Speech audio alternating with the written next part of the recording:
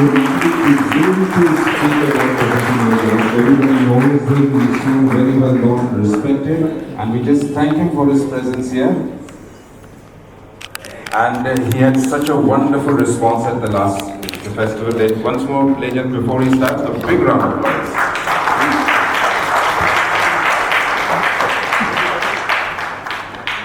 Not in advance, please. Clapping in advance makes me nervous. You will never know what am I going to say. All my friends on the dais and friends in the auditorium, I have been asked to speak in English. Please pardon me. It is the decision of the organizers, probably because in view of I remember in my student days, there was a youth conference in Delhi. Nehru came to inaugurate and he asked the audience, in which language do you wish me to speak, in English or in Hindi? A majority spoke Hindi, Hindi, Hindi. Then he quietly said, Indian constitution gives priority to minorities, so I will speak in English.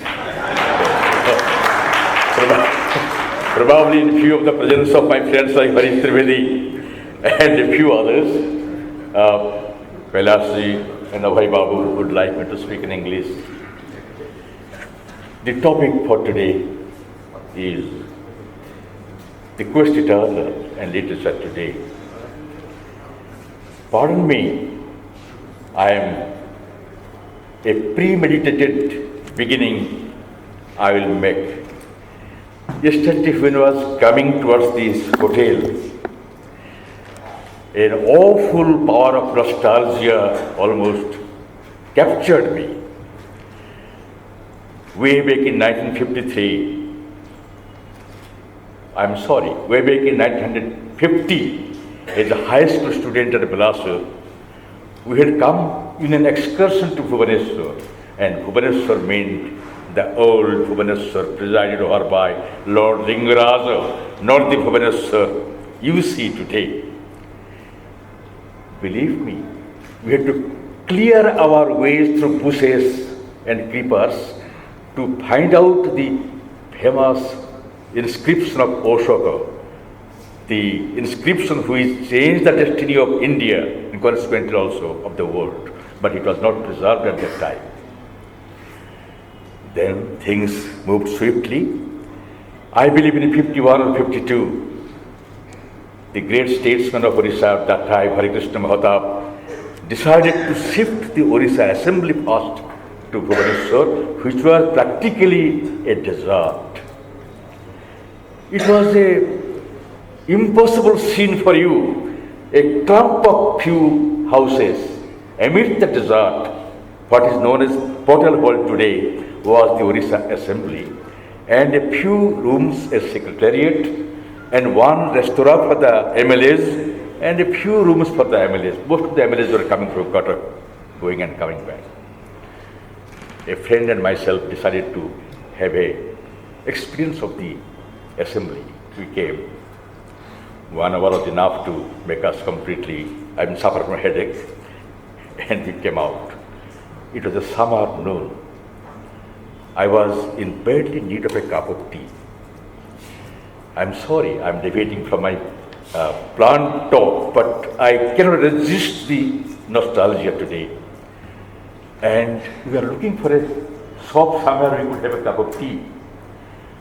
There was a small kiosk surrounded by some bushes, and a young man, elderly young man, you can say, bare-bodied, with a gamcha around his waist, dozing and alternately also fanning himself and sitting on the stool, and one young boy, about 14 years, in his tattered shorts, standing there, leaning against a bamboo pole. But we could see the oven is alight, coal oven is burning. So we came there. Can we have a cup of tea, 2 cups of tea? Of course you can. Sit down. He commanded. We sat down. In small glasses, 4 paisa each, 2 glasses of tea were served. God knows what happened to me. After having finished the tea, I told my friend, it was good, isn't it? Suddenly the owner of the kiosk becomes completely awake. What did you say? I was afraid of his temper and his gesture. I said, nothing. No, you said something. I said the tea was good. Good. Number 3, he asked his chela, his assistant. Number 3, we couldn't understand what is number 3. We have already paid the money. We are about to sit down. To cut short the story, in bigger glasses with a lot of milk and cream and sugar, 2 more glasses of tea were served to us. Then he said, what you drink was tea. Over that, there is specialty, and this is specialty. I must treat you to specialty because you are connoisseur of tea. Then when I offered money for it, no, you didn't ask for this tea, I gave you this tea. And he said that I know one day there is a future of this dessert. I was a peer, but I resigned and I started my own enterprise. Today it is running on loss, but I am sure one day it will prosper. Looking at the glittering Bhubaneswar of today, I hope somewhere behind one of the hotels, the soul of that man is still there. The spirit of that man is still there. And when I was reviewing yesterday in the evening, the Bhubaneswar I knew in those days and the Bhubaneswar of today, the tremendous progress you can say, or development, at least an impartial word, which has taken place. Is it real? Is it not an illusion like that famous incident of Malinowski, the great anthropologist? Malinowski had brought a tribal chief from the hills of Kentucky to the city of New York. And in a hotel lobby, the tribal chief was seated. When the elevator, the lift, came down, the light was blinking, and an old lady entered the elevator. 2 minutes later, he sees the elevator doors are closed. He does not know what is happening inside. 2 minutes later, the elevator again opened. A young lady came out. Oh my God, this is called science. Had I known, I would have brought my old lady here. What a transformation of the old lady to a young lady. I wonder, like the illusion of the transformation which he had, we do not have that illusion in the apparent transformation which is so overwhelmingly impressive for us today. Have we really changed? I wonder. Before I come to literature, at least I have to ask this question. We know that in ancient times, when a king would conquer another country, behead the king, he will be victorious. He will celebrate it. Have you ever observed the photographs of people who get elected in the assembly or parliament polls? The gleeful faces, the triumphant smiles, the celebrations, like a conquest. It should be exactly the opposite. They have taken up a responsibility on themselves. At that moment of victory, they should look grim, thoughtful. What am I going to do with the responsibility that has come upon me? No. The same spirit of old conquest will come. Children were being sacrificed for certain rituals. Today, what is happening? We are sacrificing the childhood of the children day in and day out. That is what is being done. It is not my emotional outburst. It is not a sentiment. I draw your attention to a survey by a great team of psychologists, Australian psychologists, but the statistics are collected from all over the Western world, including Australia also, which is not Western exactly. Now, this is the finding says, today's children, addicted to using electronic devices may suffer from internet use disorder. They want a new disease to be included in the children's diseases, and accordingly the society to prepare itself to tackle the problem which is growing rapidly. A newly discovered and serious mental illness. According to a new study, psychologists argue video games and internet addictions share the characteristics of other addicts, including emotional shutdown. Imagine emotional shutdown, lack of concentration, and withdrawal symptoms if the gadgets are removed, which is terrible. The moment the parents try to separate their children from these gadgets, they enter a state of depression. Is it not child sacrifice? If it is not, then what is the difference between physically sacrificing a child and mentally sacrificing a child for the sake of competitions, for the sake of the so-called something live dances these days in front of television? You see them, you feel pity for the children, and that is not enough. Come to our Indian scene itself, our Indian situation. It is even terrible. It is terrible, I say, ladies and gentlemen. It is high time we take note of these, observations, and literature comes afterwards. This is a recent finding by Association of Adolescent and Child Care in India. Report says, aggressive tendencies, awfully intervene in the life of the children today. They are no longer, when children quarrel, they are no longer satisfied with scratching each other or biting each other or spitting on each other. Now stabbing has come into the vision. And they say it is because their natural instinct for leisure, play, dreaming, their dreams have been taken away by television. They are not independent to dream. They do not have the freedom to dream as they would like to dream. It is carved, it is controlled, it is manipulated, it is monitored by specialists in the entertainment industry, and they practically paralyze half of the mind of the children.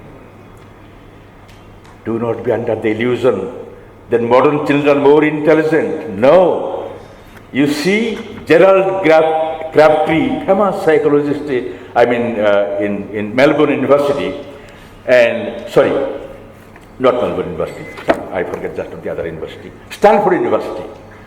He led a team of psychologists, and they say there is proof enough to believe as a whole our mental capacity for original thinking. Do not confuse technological innovations with mental capacity for original thinking, and emotional response to events are getting gradually benumbed, gradually falling into a kind of instability, a kind of lack of subtlety, lack of dynamism, both mental and emotional things.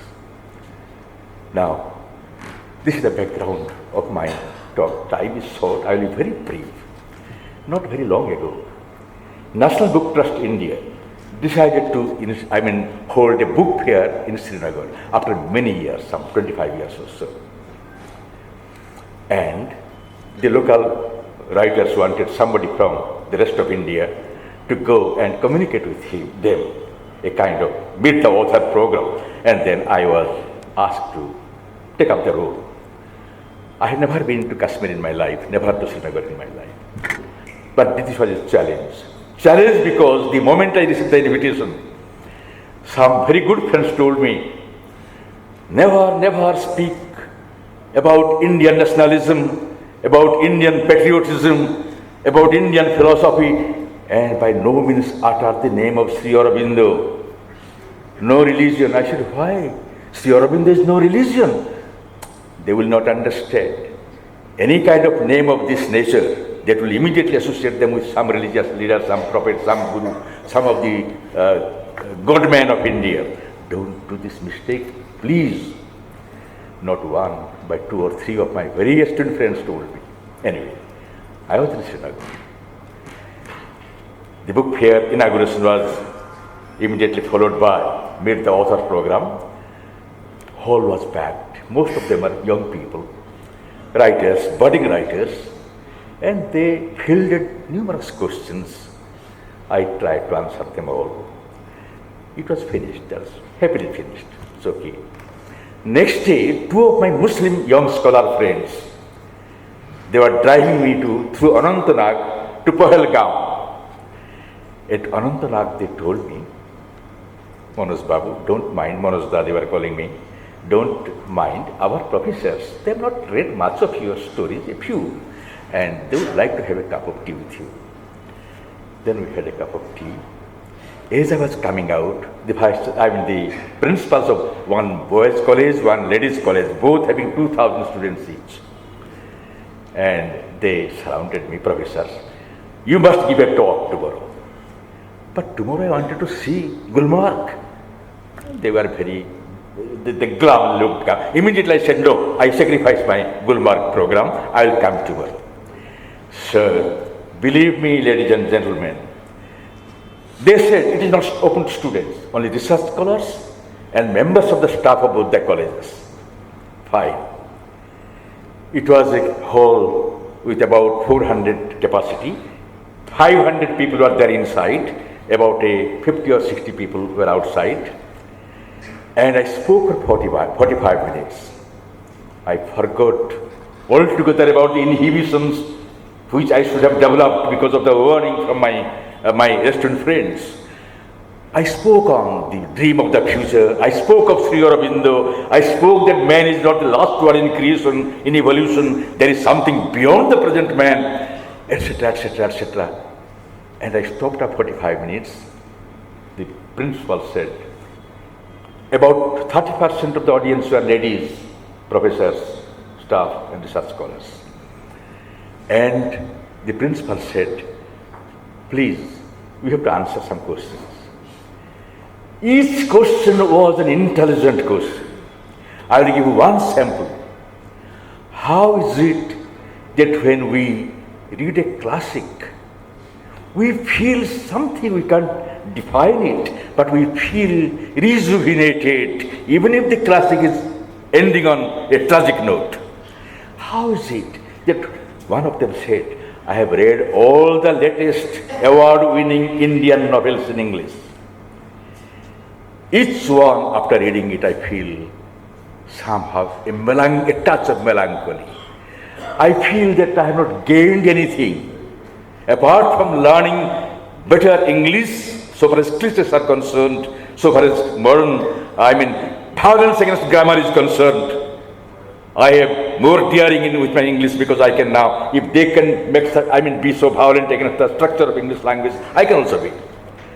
But how is it that I feel depressed after having read all these novels?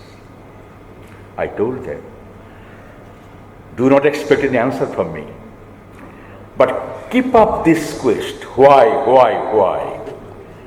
And the answer will come to you. I told them, the whole heritage of Indian literature is based on this continuous, uninterrupted quest. Remember, have you read the Gita, any of you? Entire audience was a Muslim students' audience.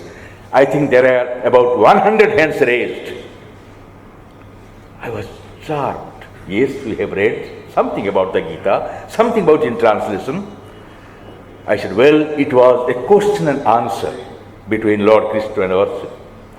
Coming to Mahabharata, Yaksha Prashna, the great series of questions presented by a demigodly creature in the disguise of a bird to Yudhishthira. Some of the questions are gems of wisdom, prajna. You see, what is it by giving up which a man becomes friendly to everybody? By giving up which? The answer is ego. Ego is a wall. If you give up ego, others' affections automatically flow towards you. Psychologically, can you make a better answer to this question today? And series of questions like this. And such was the respect for this spirit of quest. In his deathbed, Bhishma is not spared. While he is on the deathbed, he is asked questions and he does not mind answering them. Yoga Vasishtha is a series of questions and answers. In our Odia tradition, Avalokara, the questions and answers. And Upanishads, I told them that I will give you one instance which will lead you to some kind of clue to find the answer, not the answer. What is that, sir? 10, 20 voices asked me. I told him there is a dialogue between King Janaka and Yajnavalkya, the great sage. The king asked Yajnavalkya, what is light? How do I know what is light? Sun is the light. O sage, when the sun is not there, moon is the light. O sage, when the moon is not there, fire is the light. When the fire is extinguished, human voice will give you the indications what is there. There is the light. When the voice is mute, then your inner being is the light. You have to find the light within. Now, from external to the internal. And if from the external personality of my being, I try to go inward and inward and inward, for each individual the answer may be different. Ladies and gentlemen, I would not prolong. I don't know how long can I speak for you? Another 10 minutes or so. No time limit, sir. Please continue. Please. And so, now then, what happens? Today it seems everything in our society made by ourselves is conspiring against this call to be inward. Everything is there, possibly everything man could invent is there surrounding us to keep us extrovert, external, outward. Nothing allows us to go inward. And frustration after frustrations, depending on science. Well, science is trying its best to make us comfortable. In 1980, I am giving out of so many instances, one instance. In 1980, there was a remarkable book published by a highly respected American doctor, physician, Alvin Silverstein, Conquest of Death. It's a scientifically written book, beautiful analysis. He says that in the American context, of course, which is applicable more or less to the rest of the world too, in American context, that there are 4 major killers: cancer, heart problems, and diabetes, and accidents. And he shows with statistics, with all quotes from the medical world, that in 10 years' time, you would have invented medical science, would have gifted mankind with sure panacea for cancer and all kinds of heart diseases and diabetes, except accidents. Ladies and gentlemen, the book concludes with these lines: if you can survive this century, this coming decade, you may be one of the members of the past generation of immortals, not immortals, immortals, possible immortals. 1 year had passed, the book had sold like a hot cake. There struck the disease AIDS, AIDS, defying all optimism that has been generated by this book. What is happening to mankind? And a great survey says that depression is going to be not cancer or diabetes. In the coming century, probably end of the 21st century, depression is going to be the major problem with human personality, human health. What is the role played by literature here? All these great, the award-winning books, you read them. Beautiful analysis of life on the surface. Sarcasm, satire against the vested interest. Beautiful. Some of the books are, of course, make a beautiful cocktail. 40% eroticism, 60% social realism, fitting into a particular standard for award winning. But even others who are not very much eroticism dominated works, then never at the end of the reading, you never feel like going a little inward or rethinking the life as it prevails today. That is the situation. In this negative backdrop, I should finish now. In a negative backdrop, one hope is there that after all, when we say that mind is gradually leading towards its own bankruptcy. One message is there: mind is not the last stage of human evolution. There is something beyond it. What is there beyond it? We are just missing it. We are missing it. We are missing it. I believe I will stop now. I just giving it. It is coming to my mind. An old story. A princess. She had a lover unknown to her, in a young man. She guessed that there is a lover like that, and he's a beautiful flutist. One day the princess is going from her palace to her uncle's house, her maternal uncle's house. The flutist on a parallel road walks playing a tune on the flute, a tune of yearning, a tune of love and yearning, romantic tune. The palanquin of the princess, she's surrounded by her own maids, they are also walking. And in the park, the palanquin is lowered for a respite to bearers. The young man sits on the other side of the park and goes on playing the flute. Beautiful tune, but heart-rending tune. The princess sends her chief maid with her diamond ring. Give this to the young man. Ask him to, I can't bear anymore. Ask him to depart. This will make him happy. But the young man refuses to accept it. The maid comes back and says, he didn't accept it. And now the tune is still more pathetic. It goes on. You give me this necklace, diamond-studded necklace. Again he refuses to accept it.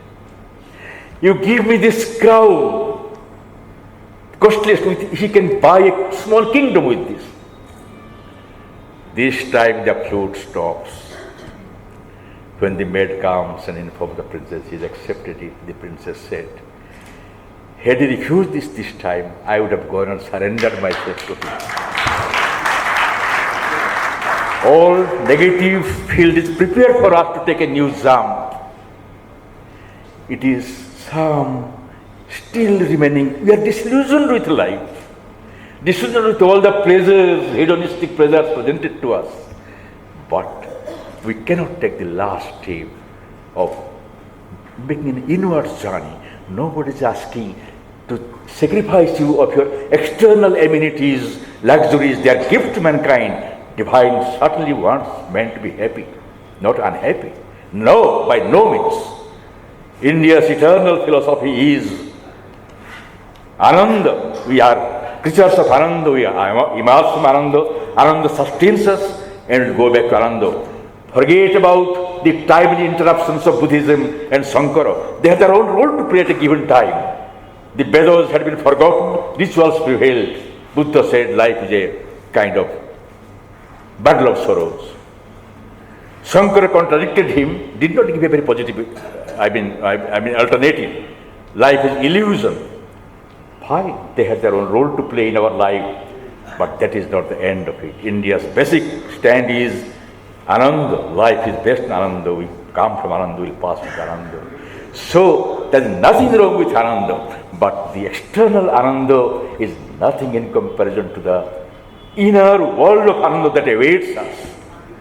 We have to take a large sacrifice of intellectual, mental, psychological dive into that. Literature will change. The literature of tomorrow, today's literature, barring few great creations like Sri Aurobindo, Savitri or something, they cannot give us solace, sahitya which goes sahita, jivana sahita, which goes with life. That role we are yet to play, we are yet to fulfill. Ladies and gentlemen, thank you very much for your attention.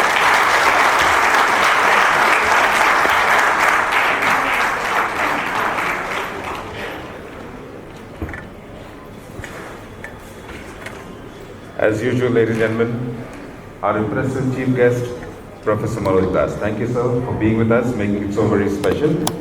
And your words have always been encouraging and illuminating. Also, at this point, we'd like you to do us the honor, sir, and encourage a host of youngsters who have participated in the festivals that are associated with Think Literature. As Mr. Kailasing has already said that we had a quiz contest yesterday. There was fantastic participation and the winners are here with us. So we request you to please present the certificates to the winners. We have winners up to 6 places. There are 2 winners in each place. So we have 12 winners here who walk away with a certificate at the hands of the legendary Professor Manoj Das, besides which they also get prizes in cash ranging from 1,500 each to 7,500 each. So ladies and gentlemen, I'm going to call up the 6th place winners. 6th place winners of the quiz that we had recently. Can we have the certificates here, please?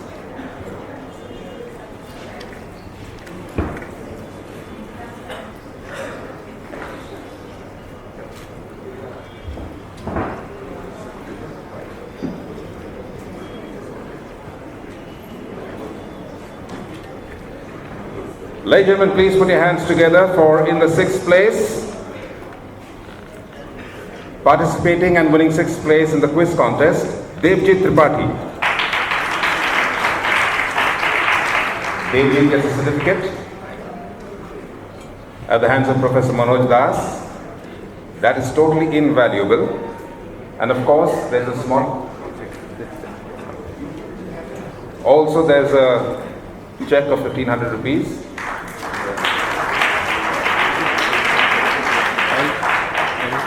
The cash they will collect from the registration counter. Certificates, please collect your certificate, your check from the registration counter. Please, congratulations. Please welcome Gaurav Jaina, also 6th place. Big round of applause, ladies and gentlemen, keep it up. They are from DAV.